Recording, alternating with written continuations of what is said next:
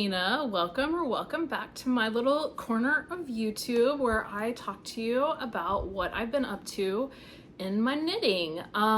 So today I have 3 finished objects and a couple of works in progress to show you. Hopefully this will be a relatively quick video because I'm not gonna do updates on all of my whips as I have not been working on all of them very steadily. But yeah, I have these 3 finished objects. So I'll start with what I'm wearing. This is my Ravenna Sleeveless.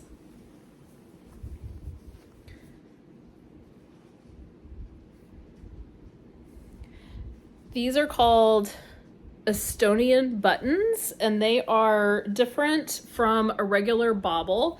I believe they are much easier to make than a regular bobble, and they also don't look as bobbly, which in my opinion is a good thing. I don't always love bobbles. Let me move my chair so I can move back a little bit.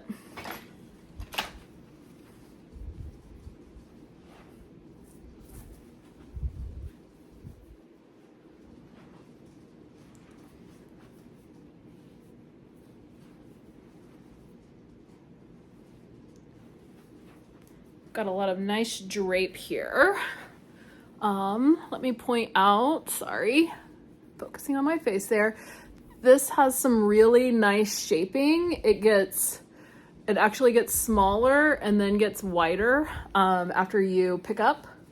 So right here on the shoulder line, you pick up for the front stitches after you've completed the back, and just there's really pretty elegant shaping line that happens there. I knit mine 100% to pattern, absolutely no mods on this whatsoever, which is kind of shocking. So except that my row gauge was a little bit off, which means that my whole top is a little bit longer than it would have been if I was on row gauge. So I think if my row gauge wasn't off, I would have had to lengthen the yoke a little bit. Like that's a pretty standard thing that I have to do. And I probably would have had to I would have had to work some extra repeats of the chart in order to get it long enough because my full bust does like pull this up. So you can see that it's quite a bit longer when I pull it down, longer in the back than in the front. I did not work any short rows because I just didn't want, well, one, it would have interrupted the pattern, and I didn't want to have to do the work of trying to figure out if there's a way to do that would have looked less interruptive. So because my row gauge was off, I was able to work everything 100% to pattern and have it be long enough for me, which was really nice. And I did, like I said, everything's to pattern, including the edgings and all that, except I think it called for an Italian bind off or tubular bind off. And I think I did it on my sleeves, but I did not do it anywhere else. Because I knit this in BC Bio Garn Gots, and I just found it to be really hard to work that sewn bind off. It was catching and I didn't think it looked very good.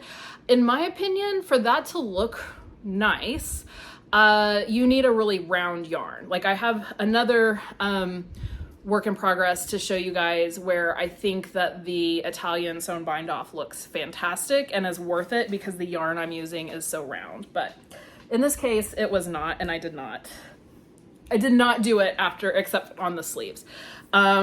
So let's see, this is what I have left over. I bought 4 50-gram hanks of the BC Garn Bio Balance, and I had 22 grams left over. I knit the size 4, which I did not look up what that was. This one doesn't call for a huge amount of positive ease. I would have chosen my size according to my upper bust, which is 40 inches. My full bust is 46 inches, so I have, I don't have the same amount of positive ease. So this was probably 44 inches is my guesstimate on what that was. Sorry, I did not write that down. Let's see.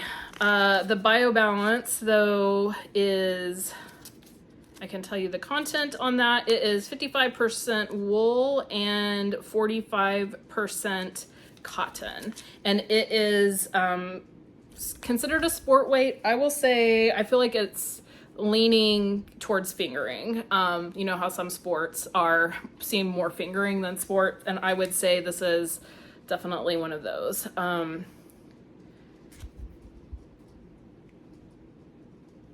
If you can see how thin that is. To me, that looks fairly fingering-ish. But yeah, wound up with 22 grams of that left over. I was getting really worried. I was getting so worried that I was not going to have enough for my button bands and all of this. And yeah, then it turned out that I had almost half of a hank left over. So yeah, I don't know. I actually like went and weighed my yarn before I did something.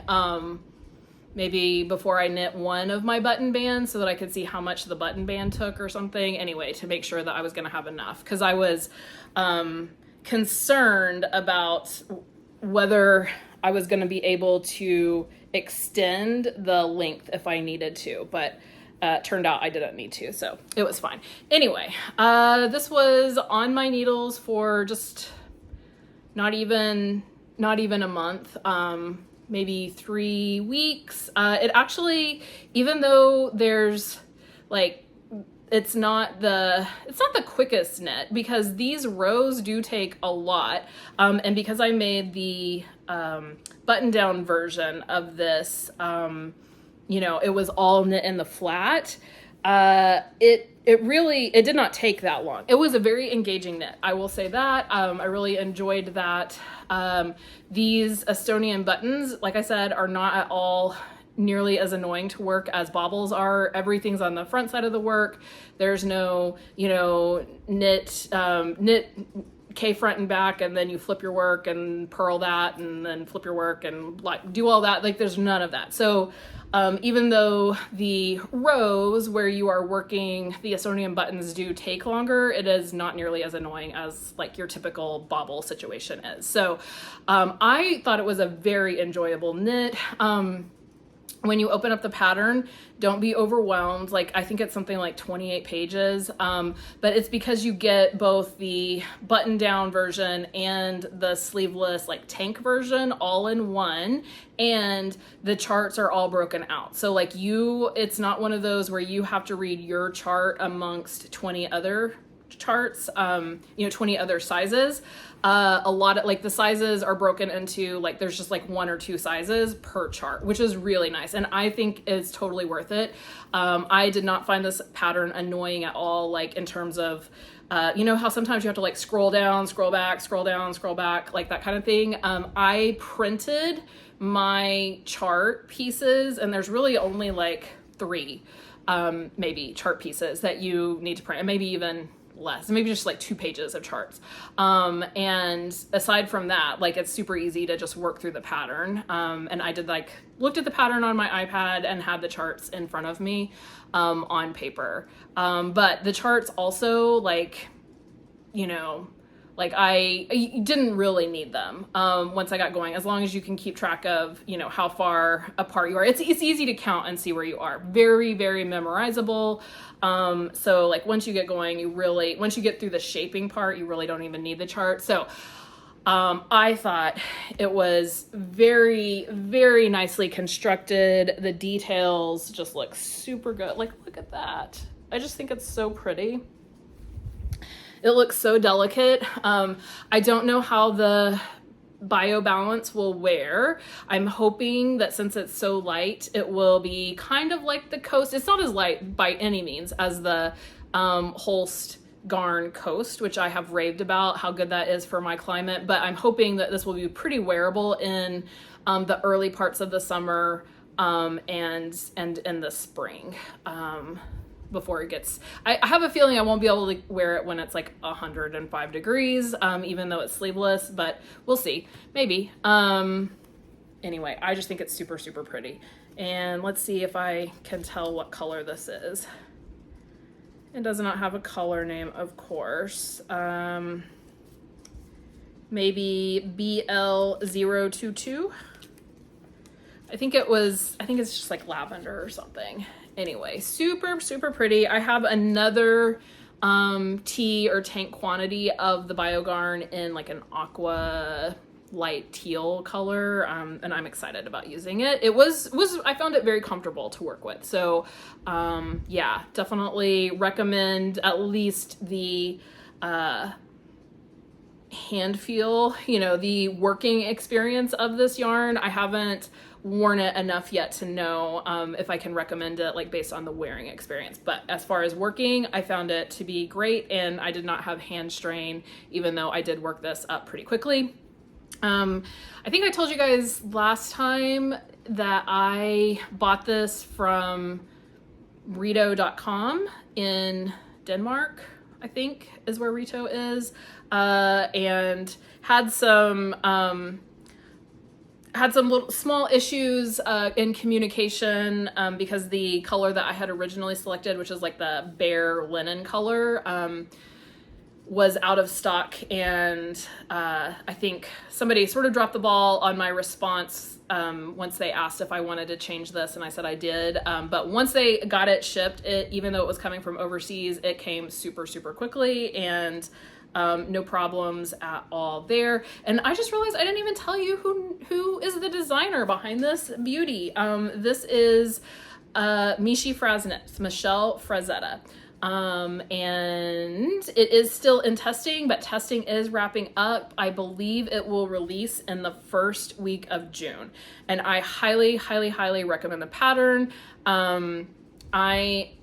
If I was one of those people that would work the same pattern again, I would 100% work the tank version of it, or she now just put out a test call for the sleeved version, which is also gorgeous. So I would definitely be happy to work this again, but like there's just so many patterns in the world. I'm probably not going to do that. I'll probably work something else just because I like to try new things, but yeah, highly recommend it. And so I would definitely be keeping your eye out for this one, or if you like a sleeved garment, keep an eye out for the sleeved version, which will be coming later this summer.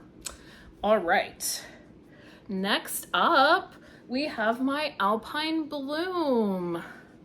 No, not Alpine Bloom. Yes, no, hold on, let me go look it up. Okay, I have my iPad now with me so I can check these things. And also, while I have that, let me also just back up and say that I knit the size 4 in the Ravenna Sleeveless, and that is a 42.5 inch finished bust. So yeah, sorry, I did not have that information before. Okay, so this is the Alpine Bloom. I don't remember what I said, but this is officially the Alpine Bloom. And I knit the size 3 in this one. This one does not have a ton of sizes, but it is size inclusive.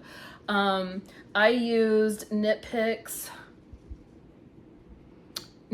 Twill fingering in the colorway Jade for the body. And then I used Knitpicks Chroma in Iced Lolly for my contrast. And you start this one with the cute lace collar, and then it's just your standard you know, top down circular yoke. I made the modification, oh, you do have short rows, so that's nice for a little bit better fit.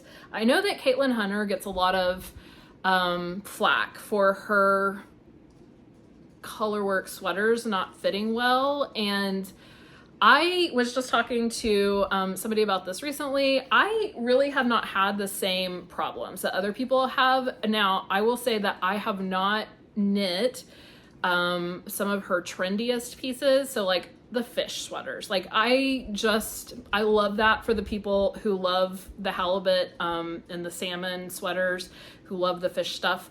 It's not for me. So I haven't touched those patterns at all. And they do have really long, you know, the color work is very long on those.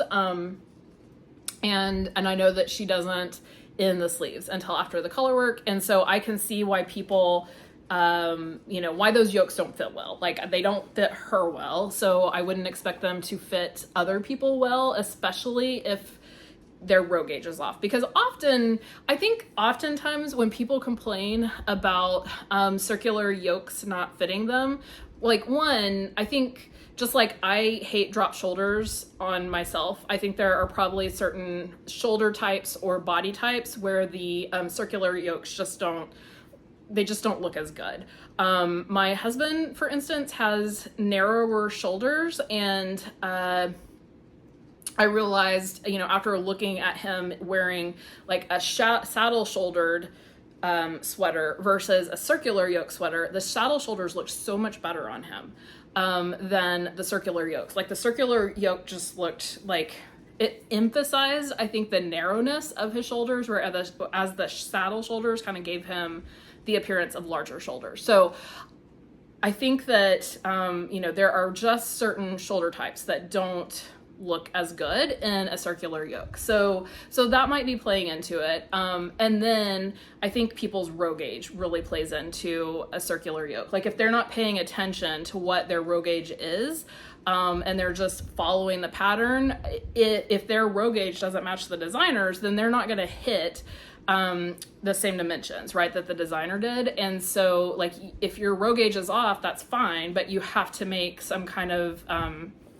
adjustment to deal with that, or you're gonna have the situation of a much longer yoke depth. And like in the case of this one, like that worked out for me, right? Like my row gauge being off, being bigger than it should have been, actually helped me to get my depth as long as I needed it to. Because if it hadn't been off, like I would have needed to adjust in order to get it as long, get the sleeve depth. I guess it's not your yoke depth, but get the sleeve depth where I needed it.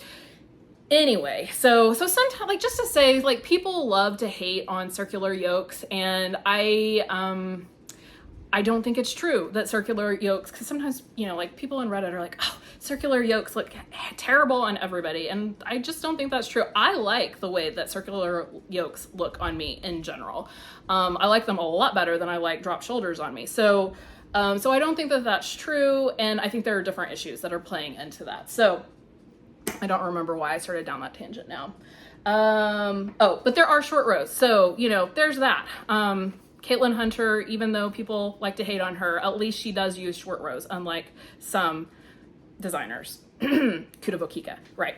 Anyway, I got issues with designers that don't acknowledge how the human body works. Okay. So yeah, you start with this, do the yoke, knit down, and then you put on the sleeve. So the lace trim, let me turn this lady so you can see that maybe a little bit better. Let me just pull her forward.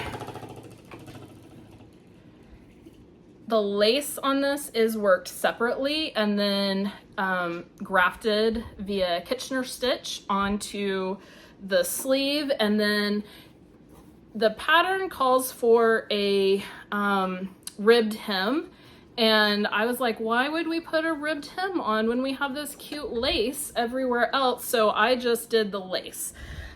So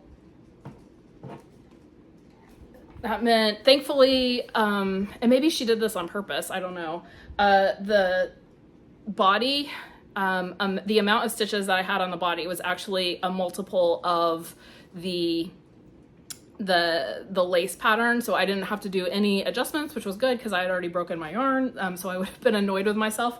But yeah, I just cast on the same amount of stitches as I had on my body and worked the lace until, you know, vibes, I felt like it was long enough, and then finished that up and then Kitchenered it on. So I did have to Kitchener over 250 stitches together, which was a lot. I think that's definitely the most Kitchenering I've ever done in one sitting before. It took a couple of episodes of whatever it was my husband and I were watching to get that done. So yeah, I think it looks cute. Like I said before, I'm not super crazy about the white here, but I don't think it's terrible. Like, it just would have been nice if the white was at the top and at the very bottom instead of right there, but it's okay. And if you didn't see me talk about this before, I did have to do a little bit of color management. The Ice Lolly actually has a like pale blue in it, and I just didn't like how that blue looked against my green main color, and so I cut it out. But yeah, I think it looks good. Kaitlyn Hunter is fantastic at creating a very dramatic, very effective color work yoke, I think. And I'm hoping, like, it cooled off here. It's been really warm, and then we just had a cold front, and so I'm actually going to be able to wear this, and might even be a little bit cool when I'm taking my modeled pictures, because it dropped into the 50s and 60s. So anyway, I was worried that I wasn't going to be able to put this on my body until next fall, but I think I will be able to wear it this week anyway, before it warms back up, because this is all wool. So Twill is a sock yarn, and Chroma is just almost 100% wool. So yeah, it's a very woolly thing, but it's also very light. And this is my first time using Twill on its own. I have used Twill fingering for another garment, but I'll put it up here, my RibWave by Joanna Ang, which is beautiful, but that is held with a mohair, and so mohairs just give things extra strength and really seem to protect from pilling. So I will be interested to see how this one holds up and whether it does have pilling. The Twill was interesting to work with. It is such a springy yarn, like incredibly elastic, to the point where sometimes I'm a little like, is my gauge like what I think it is? Because it's just almost like knitting with elastic at times. Yeah, so yeah, I think that's all I have to say about the Alpine Bloom.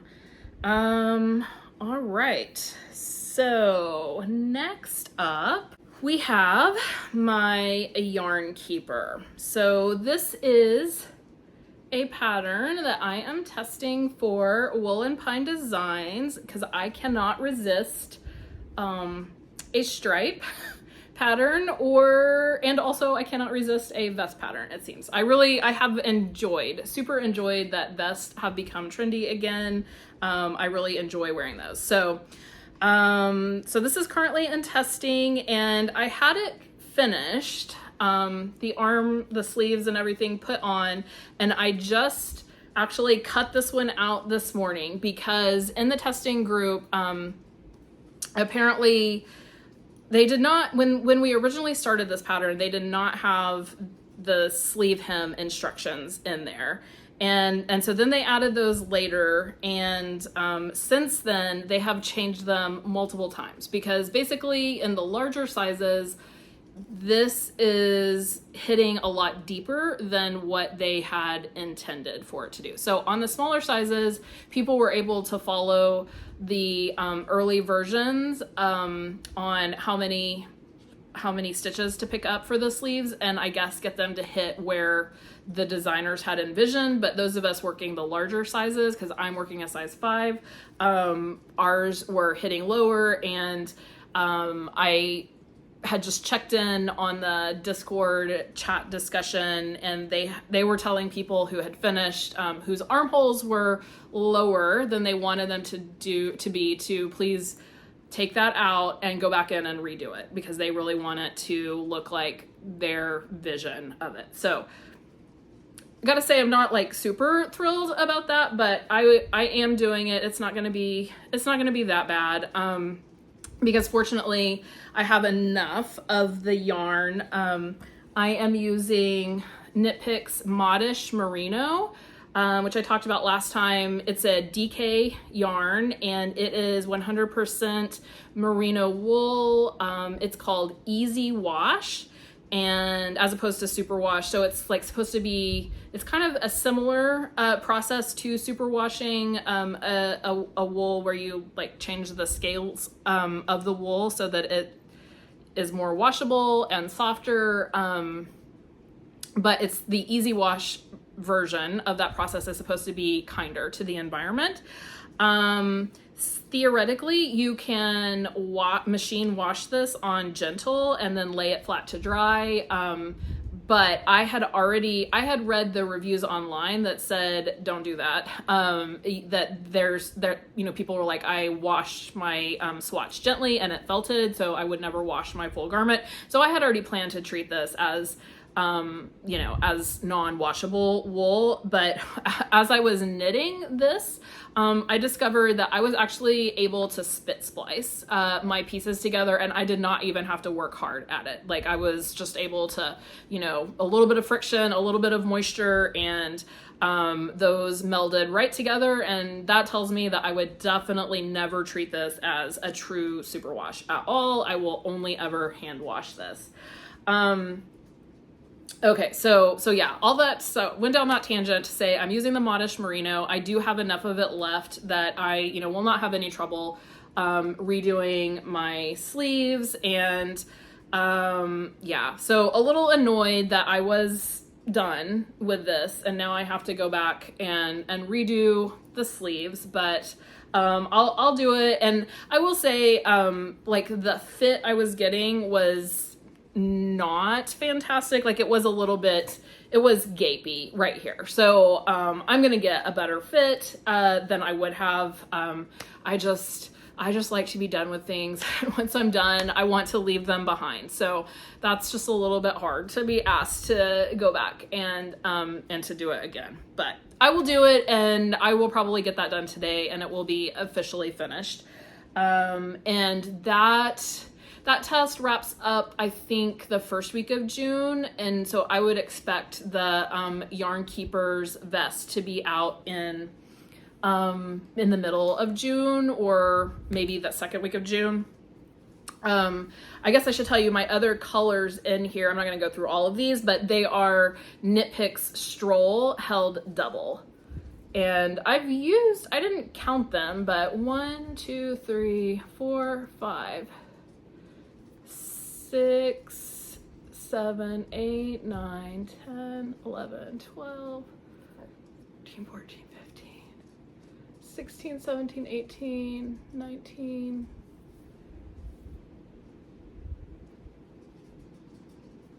So I'm just looking. So not sure how many that is because I can't quite tell. Here's where my repeats started, I think.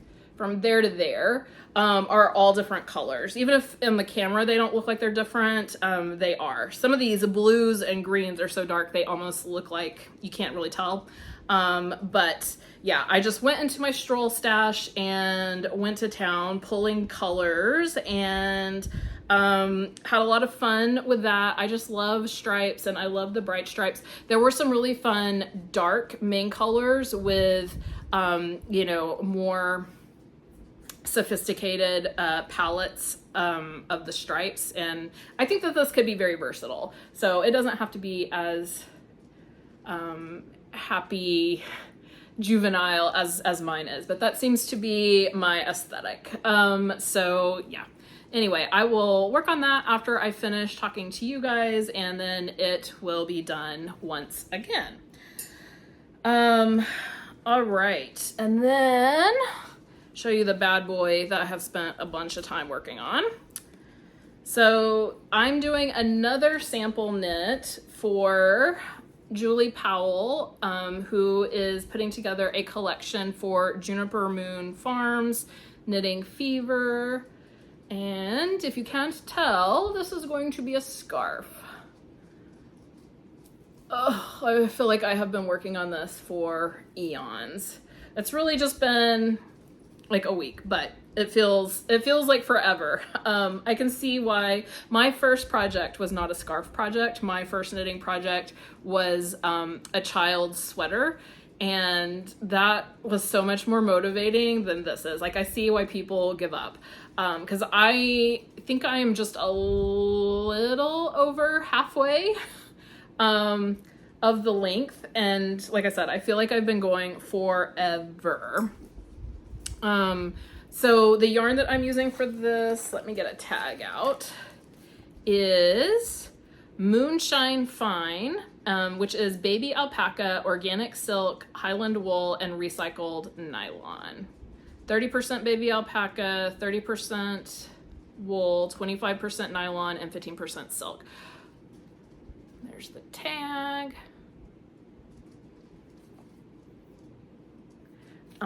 And I don't know what these colors are. If somebody is super interested, I can find them for you. We've got red, we've got blue, and green for the solids. I do remember this one's sea glass. I don't remember what the other two are. And then there are two hand paints. So this one's, I think this one's called Sherbet, which it definitely does look sherbety, and then this darker colored one. And what you do for this pattern is you're always holding a hand paint, and then so you do some rows of these two together, these two together, these two together, and then you switch and use the dark, these two, these two, these two.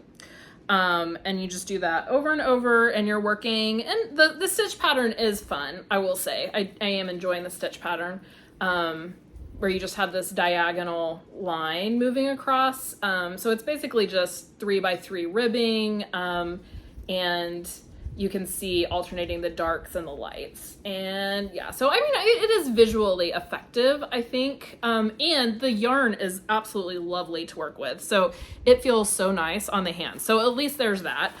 Even though I'm kind of sick of working on that scarf, the yarn is wonderful. And then before I started the scarf, I made the hat. So there's like a hat to go with it. As I've been working on these, I was like, you know what? This reminds me of the kind of the colors that I have seen with the knitting the national parks, the national park hats. It kind of reminds me of this. Like, wouldn't these colors be perfect to knit some of those patterns? I think they would be really, really pretty. So yeah, this is not necessarily how I would choose to use these. Let's see, do these have prices on them? They don't. They do not have prices. But I would imagine these are probably $20 to $30 skeins. And so this is not how I would choose to use those skeins, but they are, you know, it is really nice to work with. So I am enjoying that, but I am very ready for this particular project to be over with, because that's just really long. I may never knit another scarf in my life. Yeah, so long. Okay, and then yesterday, so hopefully I will have posted my plans video before you see this. So in my plans video, I talked about wanting to make the Petite Pointelle tank, which is a new design by Jessie Made Designs, and my yarn arrived for that. I had said in that video that I was hoping to be able to get this really pretty green color, and I was able to secure that. So this is Knitpicks Salvage, which is 95% cotton and then 5% recycled other materials. Like, they don't really tell you. But this is supposed to be recycled yarn, mainly cotton, and I have just started. Like, I cast this on last night before I had to go to a city council meeting, because let me tell you guys,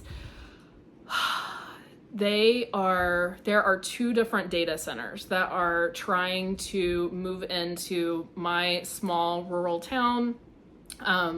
And they are going to be just miles down the road, like less than 5 miles down the road from me. And they bought they're trying to buy just massive acres. They are like, the places are talking about being a hyperscale data centers. Anyway, so I am now getting involved and going to city council meetings, which I have never done before. So before I went to that, I pulled that pattern up and cast it on, and yeah, I will work on this one today after I finish up that Yarnkeeper. And while I was at the city council meeting, I did knit several repeats on this. So I, of course, took my knitting so that I could work on that while I was sitting there. But yeah, I'm super excited about that Pointelle, Petite Pointelle tank. I think it's going to be super pretty. And isn't that color just so cute? I think it's so cute. Did I tell you it's called Farmer's Market? Yeah, so I'm really excited about that. And yeah, so this will be my main focus as soon as I get the Yarnkeeper finished. And then that scarf, I'm just, that's at the moment my only mindless knit. So I am working on that, you know, whenever I need to not have to think about anything. And then I am just forcing myself to work on it as well, because I want to get it out of my life. And like I said, that's a sample knit, and it's supposed to be done by the end of May. When I agreed to do it, I don't know, I just wasn't thinking about what a scarf was going to entail, because like that's a lot of stitches. It's almost 100 stitches. Each row is almost 100, and then yeah, I have to do 78 inches of that. That's a lot. That's a lot of stitches. I feel like this is going to be as many stitches as a sweater will be. It's just not going to be, you know, it's just not as complicated, I guess, as a sweater is. But I feel like the knitting time is going to be almost as much. So why would anybody ever recommend those as a first knitting pattern? I don't know. It would be so demotivating. It's very demotivating to me. And I'm very experienced. I did decide to I'm going to start putting on a little marker every day so that I can see how far I've gotten, because I'm hoping that will motivate me to get even further, because every time I can get a chunk of it done, I'm that much closer to being finished. So that marker is where I was this morning. Oh, and then I forgot to show you my other finished object. I don't know if anybody noticed. I said 3 finished objects and I've only talked about 2. So this third finished object is the ESO, which is a small scarf pattern from Nora Knits that I am testing. And can you see the little... There's a little cable all along the edge. Hopefully that's showing up for you guys. My yarn is definitely not the best choice to show that off by any means. It is because it's variegated. So this is Knitpicks Voliere, which is a lace weight yarn. It's alpaca and linen. I think just alpaca and linen. And maybe some silk too. And so I knit, so the pattern is knit any yarn, knit any gauge, you decide. And it's just based on, you know, you do certain things when you hit a certain weight in your yarn. So you weigh your yarn to start, and there's a place in the pattern for you to write that down so you don't forget if you're like me, and you know, possibly weigh it and then don't write it down, and just think I'll remember that. Famous last words. I never remember anything unless I write it down. So I really like the visual cue in there to actually remember to write something down. So I did the deeper version. That was Nora's recommendation, was if you're doing with a lighter weight, to do the deeper version where you increase and decrease at a faster rate. Yeah, faster rate. Because that would get you a deeper a deeper V. And so that's what I did. And I am not a little scarf wearer at all. I have never been tempted to knit a Sophie scarf, Sophie shawl, anything. So I don't know that I will keep this. I'm not very good at styling them, but I had this weird annoying quantity of the Voliere left over from my Winnie top, and I had said literally right before she posted this test call, like, I think I need to knit like a little scarflet type thing in it, and that would be a good way to use it up. And then Nora had posted this test call, and so I was like, oh, I'll try that. Perfect.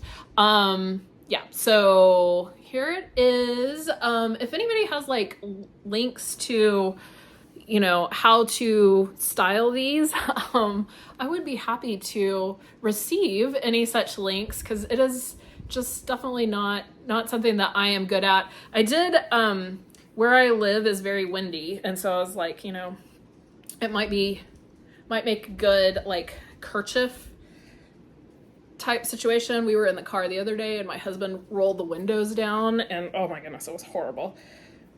I just have the most tangly hair. I don't know how to do this in a way that looks cute, but I think I need to roll it